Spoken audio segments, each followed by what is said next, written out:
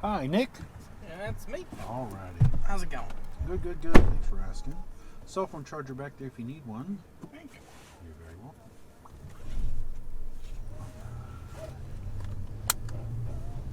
Getting out and enjoying this nice weather today? Nah, I've been working. Oh, man, that's awful. Ooh, that's what you're doing here, working? Yeah. Oh, okay. What do you do for work? Logistics. Ooh, okay. There's a freight broker. Yeah, it's a big industry here in Chicago. Not a lot of people know that. Here in the Midwest, it's big industry. There's a ton of plants all over the place in the Midwest. That's right. Yeah, a ton of plants and then just a ton of logistics companies, especially out here in the West Burbs. I used to do like on-site IT, and I want to say like a third of all the places I would go to were logistics, and they were all out here. Oh, I believe it. Yep. One of our customers had a load picking up yesterday out of California, going to Utah for Monday at some business forums for Sure. T-Force. Okay. And if we find out this morning that the driver was in a bad accident and ended up in the hospital, but we're told, driver, the freight should be fine though. Okay. And so I let my customer know, and then it got sent to a yard, Yeah. and in the yard though, they wouldn't you're not able to come in on the weekends to grab any of the freight. Oh no. But then I'm talking to this guy, and I'm like, well, how hard is it going to be to put this onto a new truck? And he's like, it's going to be pretty hard. None of it's on pallets anymore. Oh no. Yeah, the entire top of the truck got ripped off in the accident. Oh wow. And everything just flew out? Or I don't think spilled it out? flew out, but it was like scattered in the truck, and then it had to get taken out of the truck by forklift. So it's like 115 degrees out there today. Yeah, it's very hot. And so the guy sent us pictures of these, and it's paper, it's rolls of these business forms, and it's all paper, and it's ripped up, it's covered in dirt, 'cause it's just sitting there on the ground. Wow. It's bad, and it's a total loss. Sure, yeah, that makes a little more sense. Oh man. This carrier tells us, freight should be fine. Should be. Turns out, no, it was not fine. It was not fine. Not even was remotely fine. A fun way Should to is the operative deal word with there. fun thing to deal with today. Gosh, yeah. And was the driver at least okay after something like that? No idea. He's in the hospital. Okay. Well, yikes. Hope the best for him. Yeah, I mean that's really all you can do. I mean, it sounds like it was a nasty one for the Truck's top. ruined. Yeah. Right, and that's how he makes his money. I mean, those trucks cost as much as a house nowadays, so that's a big loss of money. Yeah. Well, that's why you get insurance. Yes, that's true. And then you just, as long as they pay like they're supposed to, then you'll be okay. Because that's the other thing is when you deal with an insurance company, their whole thing is to not give you money. That's how they make money, by not paying. They take your money and then try to refuse to give it back. Exactly. So it's it's one of those like this was covered, it should be covered, like, but you actually didn't dot this I here in your name, so we don't know who you are now. So here we go. We're not legally obligated to pay this, and that's it. And they'll just do stuff like that. But at this point, it's out of my hands. So. Yeah, right, exactly. You said, okay, so then with something like that, with the total loss, what do you do in that The customer will file. Well, my VP will be back in on Tuesdays. I'm on vacation right now, and he'll send a claims form over to them. They'll fill out. Mm-hmm. And we work with we're an agency of Landstar, which is a very, very large company. So we're good. We're all insured.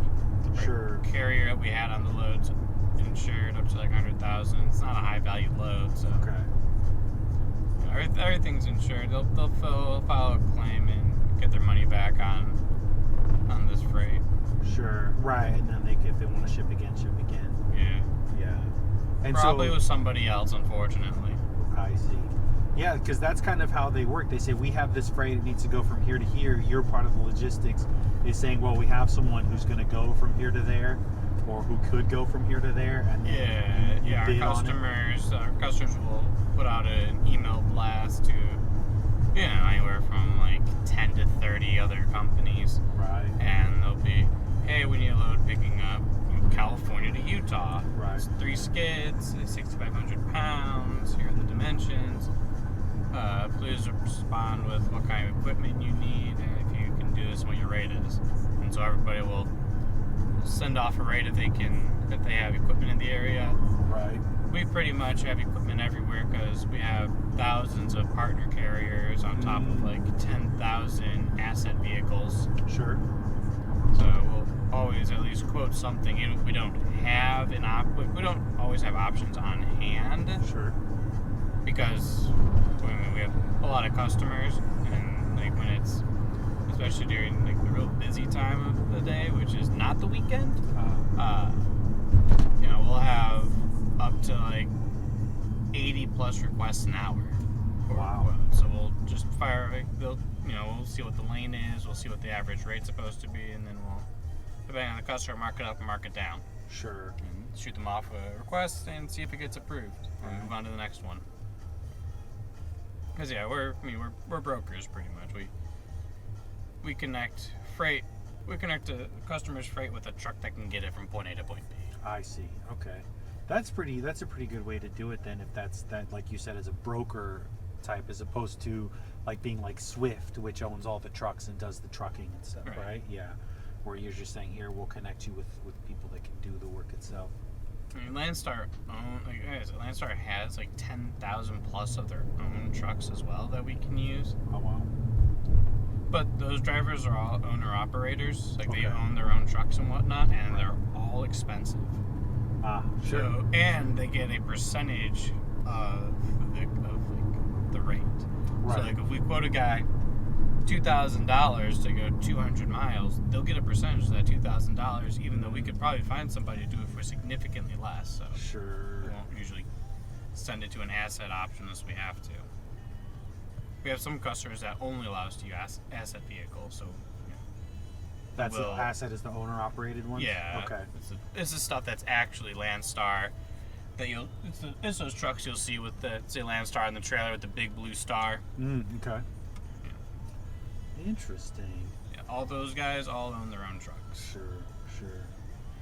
Yeah, I've always been fascinated by freight. When I was looking at starting my own IT tech company, I wanted to specialize in just freight IT support, specifically out here in the Midwest, because it's like, if you think about it, like everything I'm wearing, everything in this car and the car itself was at one point freight.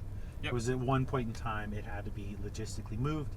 And it's the lifeblood. I always say that freight is the red blood cells of the living the living body of the United States. In the world, frankly, that's, everything travels on the red blood cells in the body. That's how you get nutrients and oxygen. I think that's the same thing, including food, in the world. That's how we get food, is those trucks. Yeah. I agree. It's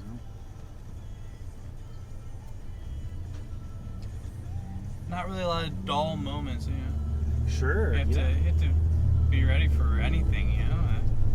One moment you're just chilling there and quoting a customer on a load from Texas to California. The next moment you get an email that the entire top half of a truck's gone. Right, yeah. That's not what you'd expect to happen with a truck. They usually keep the tops on. Yeah, exactly. Yeah. I had a guy last month coming out of Canada, going down to Kentucky, get stuck at the border for a day because apparently the customs brokers' systems were down the entire weekend. Oh, wow. Oh, that must have thrown a big wrench in all of that. Just put a delay on everything. Yeah, it's all because especially it's auto parts being moved, and a lot of auto part loads are direct shipments. Like, you pick it up and you go straight to the delivery without stopping. Because it's always critical freight, line shutdown type of stuff. Sure. So if it doesn't get there in time, then you're suddenly going to be losing money for every hour that this freight is late. Right. Like manufacturing lines type of stuff where they say Yeah. we're putting a car together, we need these things in order to do that. Yep. Sure, that makes sense. And yeah, because a lot of the parts are from all over the world. In fact, and then they meet at the shop floor. and come Yeah, so together. we're trying to get some stuff from a facility up in Markham, Ontario, down to Louisville, Kentucky. Oh wow. I was supposed to go direct, and then guys just stuck at the border all day. I was there for literally like 18 hours before he finally got to cross. Wow. And it was just because of the system. There was no way to get around it. No way to send Apparently a there proof. was a way to get around it, but I'm not experienced enough. I've only been working since January. Oh, okay. Oh, Working in this field since January? yeah. Ah, I see. So Wow, that's a lot just in that short amount of time. my boss loves to just throw everything at me. That's great. That's the way to learn. That's the only Yeah. way. What were you doing before working in logistics? Nothing. Cool. Nice. Just early retirement? Yep. Great. Straight out of school. Ah, okay. Yeah. What did you study in school? Nothing in particular, really. Yeah, no, I really did nothing for like 10 years. I lived off my dad, Okay. and yeah, here I am now. Okay. Yeah. Just went to school, did nothing, hung out. What did you think you were gonna do? What was the idea with doing nothing? Just I don't want to do something, or I never really put much thought into it. It was more just kind of constantly putting off the inevitable. okay. And then was your dad eventually just kind of like, hey, you need to do something, or Yeah, well, I mean, he works at this company too, which is how I got in. okay, But he's been doing freight. I mean, he's been doing logistics for 30 plus years. sure. That's the part of that's America, right? You have to earn a living, quote unquote. You have to do this thing that pays for you to survive, and then you have outside of that time, you do the stuff you enjoy doing. You do the stuff that makes you feel like a person. If you're lucky enough to find stuff you enjoy that does that. Do you have anything like that? Anything you're passionate about? Any creativity you like to work on? Anything like that? I like my games, my books, my movies, and my shows. Love it. What type of games? Not really any one particular genre. I play a lot of different things, from MMOs to RPGs, auto battlers, ARPGs, Sure. a couple shooters, but not really. Okay. Uh, Nice. So are you more of a console or strategy PC? games? Strategy. PC. PC. Okay. A lot of turn-based strategy. Sure. Turn-based is a lot of fun. I'm trying to what are some good turn-based games? I'll let you know. As far as I got was like Final Fantasy 13 on turn-based, and then it's right. It's not more like 4X type of games. Uh huh. Or grand strategy type of games like Civilization. Ooh, 4X Civ, is yeah. like Civ, Mm-hmm. or Age of Wonders, or Endless Legends, and then you have grand strategy games like any Total War game, Mm-hmm. Europa Universalis, Crusader Kings. Sure. A lot more thinking in those games, which is just fun. A lot of planning, a lot of strategizing. Right. Yeah. Those seem pretty interesting. I could never wrap my head totally around those games where you're like, you great resources, you do go to war. Let's have this build up fortresses and stuff like that. I can never wrap my head around it, but I know they're a lot of fun where you could do exactly that. Plan it, grow. They're not for everybody. Okay? I understand that. Sure. Yeah, I mean that's true for all genres. Like I don't play battle royale type games. Okay. I've never was even remotely interested Sure. in even trying those ones. Like that's anything that's like major, like player versus player type of combat. Sure. Not for you. Not a fan. No. I get that. Yeah, my kid, she really likes Fortnite. So, and she's young, and she was terrible when we started. So I had to be good enough to when we would duo, to take on all those 9-year-olds that are on I don't know what, but they're way better than you'd think. way too good. So I had to like practice a lot to get good at that. And so she liked that, and now she's actually pretty decent, which is great. Nice. Yeah, so it helps. But yeah, she likes that. But I'm trying to introduce her to like other games that are like fun that you can play as a kid and explore, like, you know, the Legend of Zelda. Oh yeah, like Zelda or Mario. Yeah, and she does like the Mario games. Those are pretty Pokemon. cool too. Pokemon, yeah, I got her into that. Like, what is it? Pokemon, like Arceus or something like that. I forget the name. Oh, Arceus. Arceus, the yeah. More RPG focused. Yeah, that one seemed pretty cool. So I tried to get her into that one. I've always been a major gamer. I've got a game tattoo here, and I've got more coming. So, you know, I'm very much into it, but I'm a console guy. I play a lot of stuff on the console usually. Oh, that's cool. I mean, console has some good stuff. Final Fantasy 16 looks really good, and that's PlayStation exclusive right now. Oh, is it? I haven't seen that. Yeah, I'll have to check that out. Dude, really good. And then I have consoles just because, I mean, the only console I really ever use is my Switch. Since, I mean, there's a lot of Nintendo games that are just never going to ever be on PC because that's Nintendo for you. Right, exactly. I'm just not going to put stuff on there. So unless you emulate it, then it's not. Yeah. Yeah, if I wanted to play Zelda or Pokemon or a Mario game, I need a Switch for that. Yeah. Smash Bros. Oh yeah, super fun. Yeah, my daughter got into that, into playing the RPG where you like unlock all the characters because you have to beat them and then you can unlock them. Yeah. So she got into that. She played that a ton. She really liked that. But even then, I don't even think she unlocked half the characters. But but yeah, and like I have a little car switch plug charger that goes back here, so she'll like go there and play if we're like going on a long drive or something like that. Oh, that's cool. Yeah, and what's cool is that for Fortnite it allows cross-platform. So she's on her Switch and I'm on an Xbox, and we're co-op gaming. Oh, cool. Yeah, so it's pretty fun.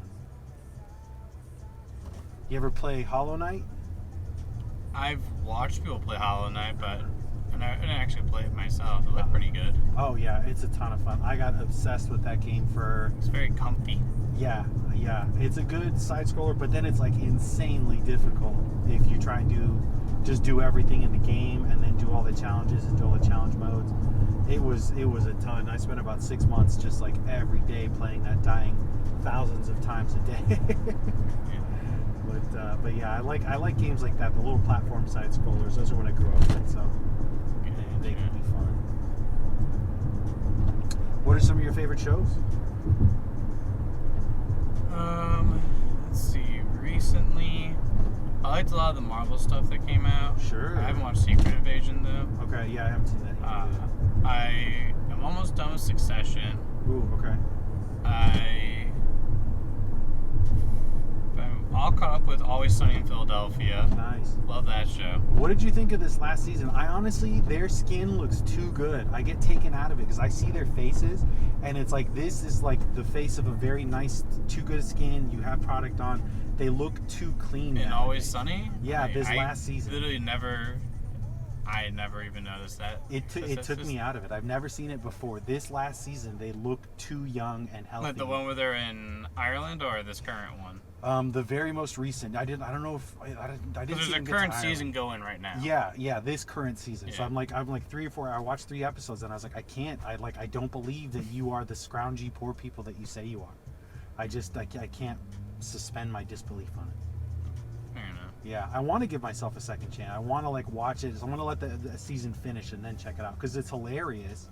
Yeah, I've been really enjoying it. Yeah, great writing. I think there's going to be. I got to suspend my disbelief on it. I think, and then I'll be able to watch it. But yeah, what are they? Season 13 now? Season 14? 16. 16. Yeah. Final season, I believe. Really? Oh, this is going to be it for them. Yeah. Oh, that's interesting. I finished watching Barry. Oh, finished so like good. 2 months ago or something. Yeah, so that good. was really good. Yeah. I wasn't a big fan at the time, John. Uh-huh. Because Sure. I don't understand how they got from, Bill Hader getting out of prison to him and Sally running away. Right? How does Like, how okay, do you get a let's go, job? and then suddenly it's 9 years later, they have a kid Right. who is heavily sheltered. So so interesting. Is it here? Yep. Okay. Yeah. Oh yeah. Yeah, it was. The time jump. I would have liked to have seen how they got to that, but maybe they felt it just wasn't necessary. But who knows? But it was really good, really interesting. Yeah. Ending.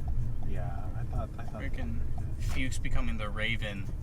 So my good. Goodness, it was hilarious. So good. Yeah, so funny. Gets out of prison, marries a random barista. Yeah, just out of it. So funny. Yeah, and Hank was just hilarious in it, of course. Yeah. All right. Well, you have a great day, You sir. too, Nick. Thanks. Enjoy your weekend. Thanks. You too.